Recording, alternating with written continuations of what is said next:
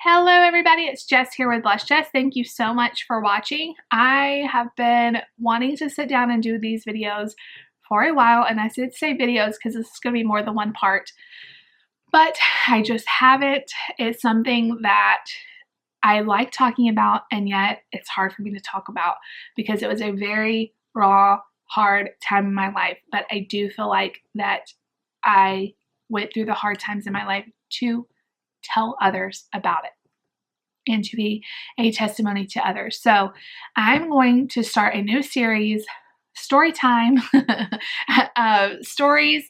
I don't know how many parts it'll be. I don't want to make these videos too long. I want them to be easy to film and easy to watch for you guys. So this is going to be my story, and we'll just break it up into as many parts as I feel like I need to. But I went through a lot as a young person, and a lot of people look at me now and they have no idea all the things that I've been through. And so I wanted to share for anyone else who's going through a hard time, and also just to share because it builds me up too to remember all the things that God has done for me. So okay, so we're gonna start at the very beginning, back when I was growing up. So I grew up in a small town. I went to a private school until 8th grade. Small school. I knew like everyone there, you know, like 30 kids in my class, like my whole class, like my grade, you know. So I had very close friends. It was very sheltered, which is not a bad thing. I didn't grow up hearing cuss words and seeing things on TV. Like I just was, you know, protected. And when I got into the 8th grade, we transitioned to public school. And it was actually the beginning of 9th grade.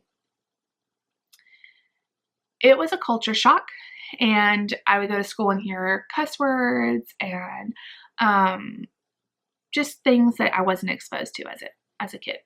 And I just say that to kind of tell you my mindset of going into all of this. It's not really that pertinent to the story of my health, but it is kind of like, this is what I was going through. I was kind of overwhelmed. It was a time in my life where I was a little bit overwhelmed in life. So felt kind of isolated, and people call me like a goody two shoes. And I had friends at the public school, but not close friends. And so I mainly hung out with friends at church. Well, one summer, it was the summer after my 9th grade year, I believe, I went to visit my aunt in North Carolina. We did this every summer, and it was a great trip. And some part in the trip, there was a neighbor that had a trampoline, and we would go over there and jump, which I had a trampoline right down the road from me at a friend's house at home. And so I jumped on the trampoline all the time. It wasn't like a new thing. We would jump on the trampoline all the time. I don't know if the kids still do it, but it was real popular when I was that age. And so we would jump and play. And I was jumping on the trampoline, and like I just landed weird on my foot and kind of rolled it. And it really hurt. And I just thought, oh, I probably sprained it. And so I kind of, you know, got off the trampoline and went inside and just was icing it and telling my aunt it really hurts and it feels different than just like a sprained ankle. And so we kind of just watched it until the next day, and I was in agonizing pain, super agonizing pain, almost like, I didn't know how to describe it, but almost like just more intense than I had been feeling. So couldn't put weight on it, you know, just kind of hobbling around. So they finally took me to the emergency room. I mean, it wasn't like super swollen, maybe a little bit swollen. Nobody thought it was really broken, but they went ahead and took me to the emergency room. And they did x-rays, and they determined it's just a sprain. You know, stay off of it. And this time also at home, I had a little part-time job working at a grocery store, just like as a checkout cashier. So they said, stay off of it for a few weeks. It should be fine in a few weeks. Just watch it.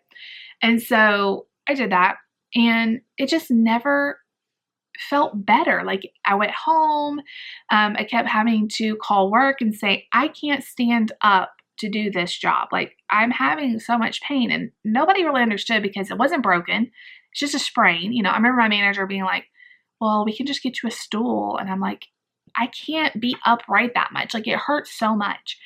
And we ended up, I don't even remember. My mom could probably tell you guys more of like the little logistics, but we ended up going to several doctors. Nobody could really understand because there was nothing on the x-rays that showed a break. There was no hairline fracture. Like, they did all kinds of tests, nothing like that. And so finally, at some point after weeks and weeks of this, they decided, well, we're going to go ahead and put you in a cast. Maybe there's something we can't see on the x-ray, put you in a cast, we'll immobilize it. Well, it never stopped hurting. Even after they put me on the cast, it would last a few weeks. And so the doctors just could not figure out what was going on. And I was really scared because I feel like you go to the doctor and they should know what's going on. And I was having no relief from anything. And I'm saying this really fast, but this was weeks and weeks and weeks of going to different doctors. Nobody could figure out what was going on. They tried the cast. Well, that wasn't helping. They tried some like nerve test, which involved like pretty much shocking my feet to see how my nerves react and all this stuff. Like, it was insane. Like, they put like this, I don't even know what it was called, like some kind of electrical probe, and they would shock me and do this test, and they couldn't find any answers.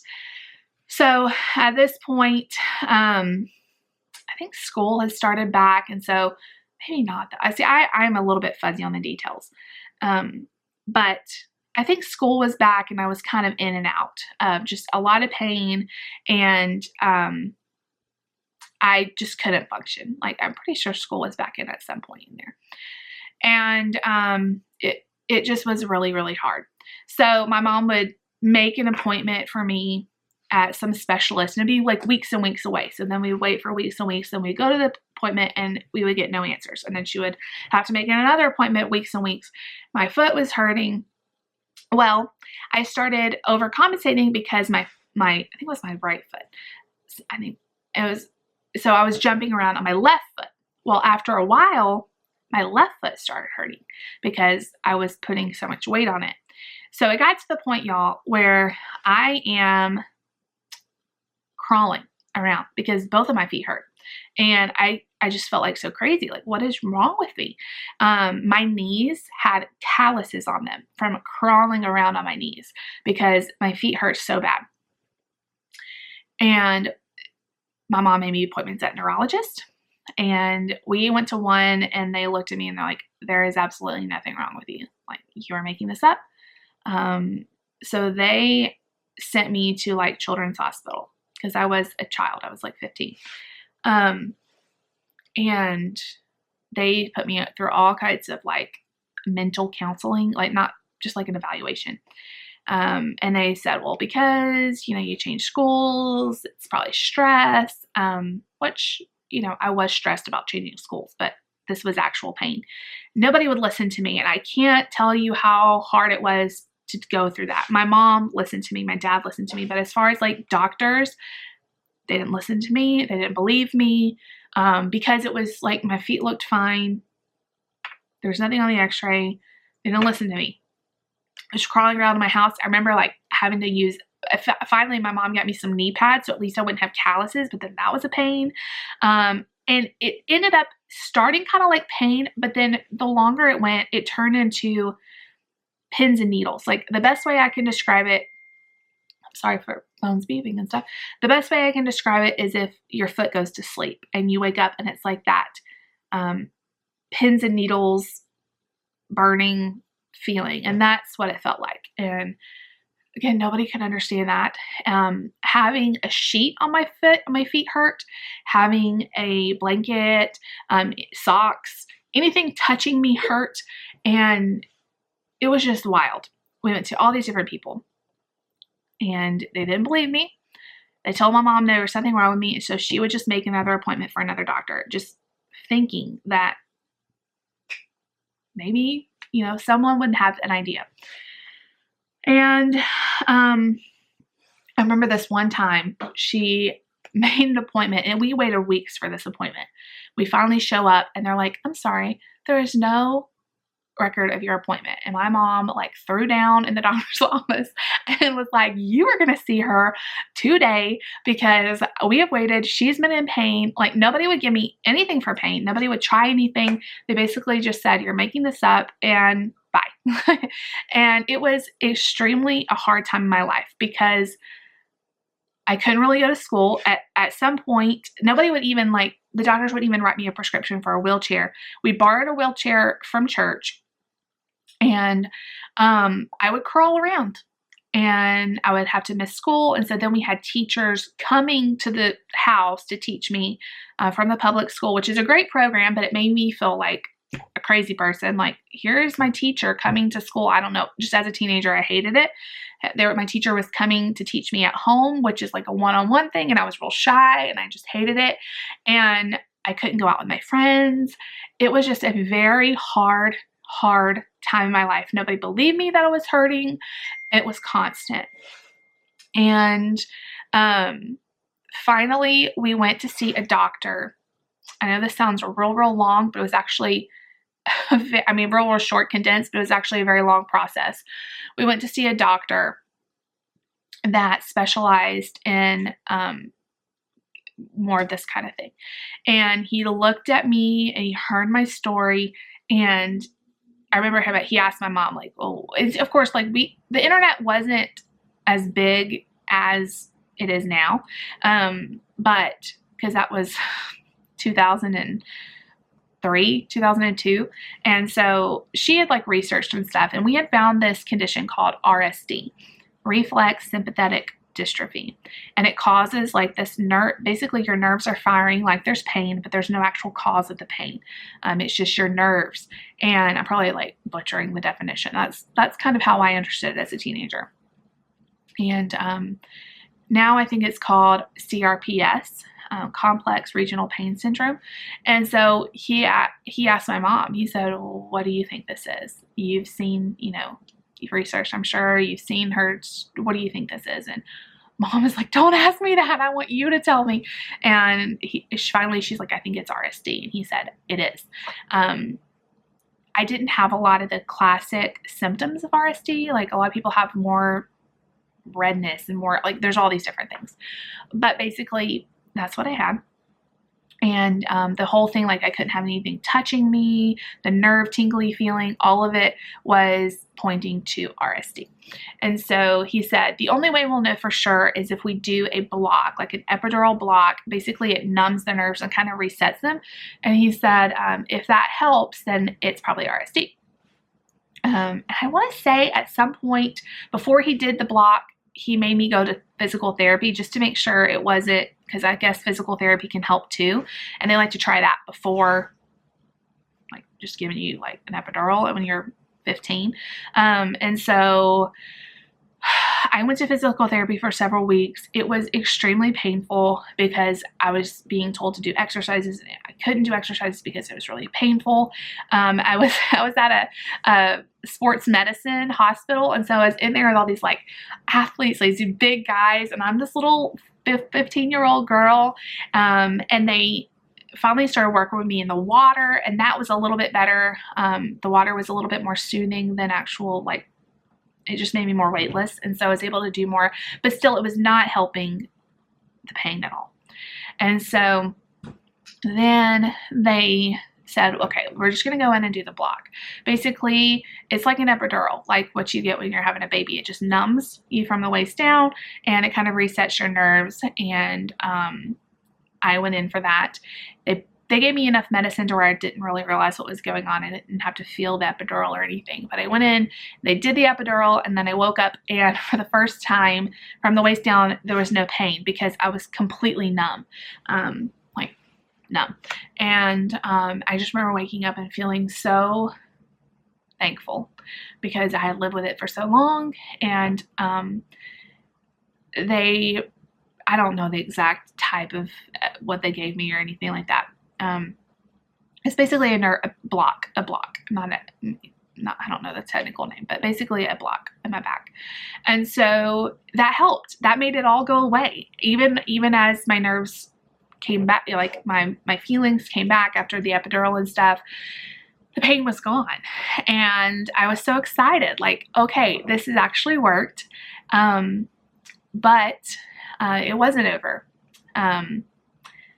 Every time I got hurt at all, and I'm not talking about like a little hurt, like, oh, I just, or like a big hurt, like, oh, I just slammed my foot in a car door. No, like if I barely stepped wrong, if I stubbed my toe, if I did anything, it would set my nerves off and I would have to go in to have a block done. Like, we had the hotline number for this nurse, and we would call her in the morning and say, we need to come in for a block, and she would immediately get us in.